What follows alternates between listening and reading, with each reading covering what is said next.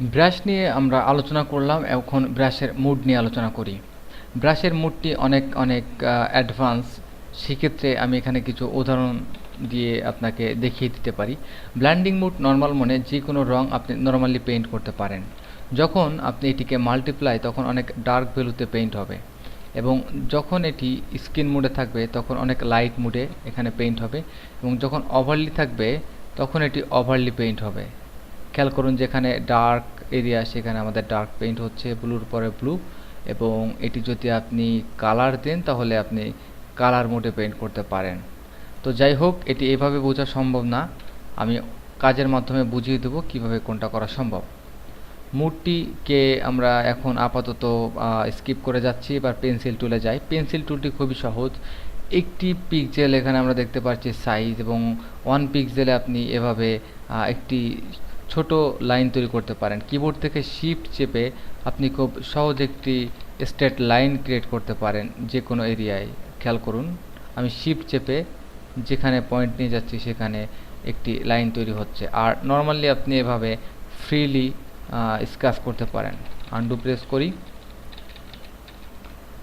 এবং এখান থেকে আপনি ইচ্ছা করলে এটির সাইজ যদি বাড়িয়ে নেন তখন ব্রাশের মতোই কাজ করবে, কিন্তু এখানে অপাসিটি আছে কিন্তু ফ্লিউ নেই। তো আপনি এখান থেকে সফট করতে পারবেন না, এটি একটি প্রবলেম, কারণ এটি আপনার পেন্সিল কখনো সফট হবে না। সো পেন্সিল সবসময় হার্ড, সফট পেন্সিল এখানে নেই। ওকে ফাইন, ঠিক একই নিয়মে অটো ইরেজার, এবং অটো ইরেজার বলতে আপনার এখানে ইরেজ অপশনটি কোনো ব্যবহার করার দরকার আপাতত নেই। আপনি জাস্ট এখানে প্রেশার সেন্সিটিভিটি ইউজ করতে পারেন, যেটি আপনার অপাসিটি এবং সাইজের পরে ডিপেন্ড করবে। নেক্সট হচ্ছে আমাদের কালার রিপ্লেস টুল। এই টুলটি অনেকেই ব্যবহার করে থাকেন না, কিন্তু এটি অনেক অনেক মজার একটি টুল। আসুন এই টুলটি নিয়ে এখন কিছুটা সময় আমরা ব্যয় করি। এখানে আমরা একটি ইমেজ ওপেন করলাম।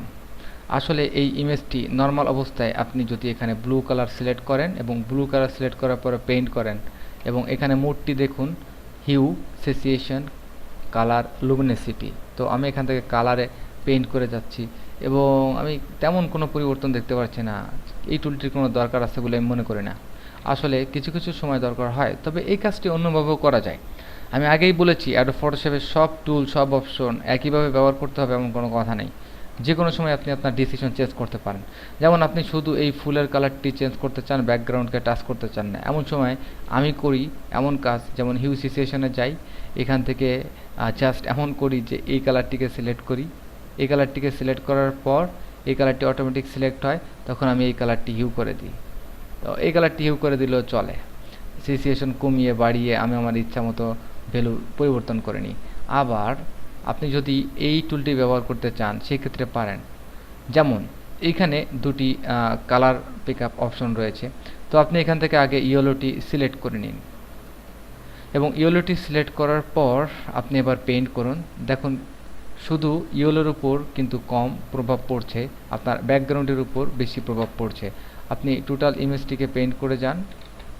এবার আপনি এখান থেকে জাস্ট এই যে একটি ওয়ান কালার আপনি পিক করেছেন স্যাম্পল, এবং এবার আপনি পেইন্ট করে যান। দেখুন, আপনার ইয়েলোর উপর কোনো প্রভাব পড়ছে না, সম্পূর্ণ আপনার ব্যাকগ্রাউন্ডের উপর আপনার কালারটি প্রভাব বিস্তার করেছে। এবার জাস্ট আপনি এখান থেকে স্যাম্পল কালার ব্যাকগ্রাউন্ড সুইচে যান, এবং এবার পেইন্ট করা শুরু করেন। দেখুন, শুধু ব্লু কালারটি ওভারলি কালারাইজ হচ্ছে শুধু আপনার এই ইয়েলো কালারের উপর। অনেক মজার একটি টুল, যদি আপনি ব্যবহার করতে পারেন তাহলে অনেক সহজে আপনি পেইন্ট করতে পারবেন।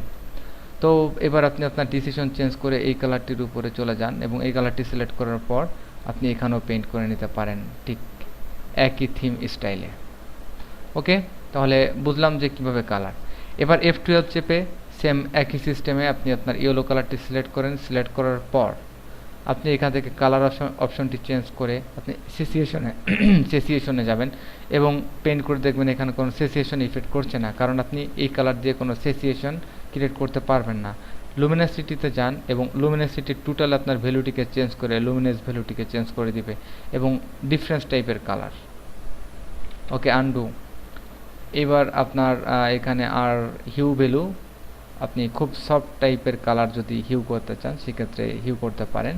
তো এখানে কালার অপশনটি যথেষ্ট বেটার। আপনি যে কোনো কালারকে কালারাইজ করতে এই অপশনটি ব্যবহার করতে পারেন, এবং সহজে সেই কালার আপনি এখানে অ্যাপ্লাই করতে পারেন।